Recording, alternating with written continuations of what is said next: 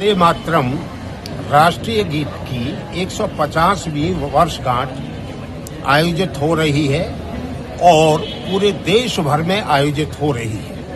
इस विषय के लिए केंद्र सरकार के मंत्रिमंडल ने निर्णय लिया है।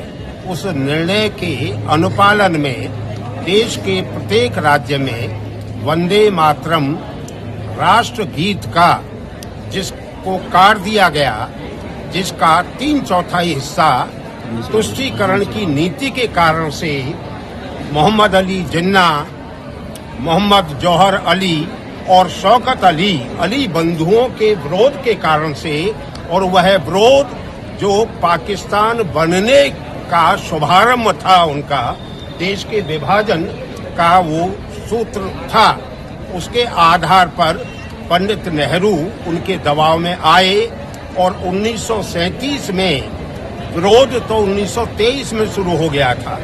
1923 में उससे पहले 1887 में पंडित रविन्द्रनाथ टैगोर जी ने इस गीत को पूरा गाया था, कांग्रेस के अधिवेशन में गाया था।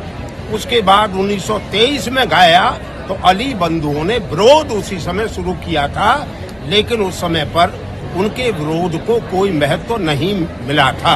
लेकिन 1937 में जब पुलस्कर जी, जिन्होंने इस राष्ट्रगीत की धुन बनाई है, महान शास्त्रीय संगीतकार थे वो, और उन्होंने लिपिबद्ध किया है शास्त्रीय संगीत को, विष्णुदत्त पुलस्कर महाराज जी, उन्होंने जब इस गीत का गायन प्रारंभ किया तो मोहम्मद अली जिन्ना ने वहीं खड़े होकर के इसका विरोध किया। विरोध ही नहीं किया, इसका बहिष्कार किया और दबाव डाल करके पंडित नेहरू को मजबूर किया कि जिस हिस्से में माँ दुर्गा, माँ लक्ष्मी, माँ सरस्वती की पूजा की चर्चा है और हम बुत परस्त नहीं हैं, हमारी शरीयत इसके लिए इजाजत नहीं देती है, अतः वो हिस्सा हटेगा, तभी हम वंदे मातरम को गा पाएंगे।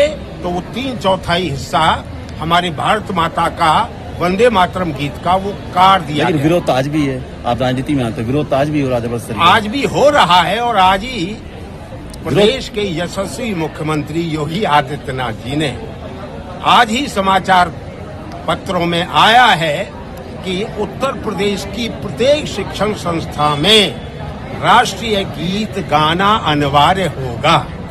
इसलिए केंद्र सरकार का जो निर्णय है उसका अनुपालन राज्य सरकार करने के लिए तत्पर है।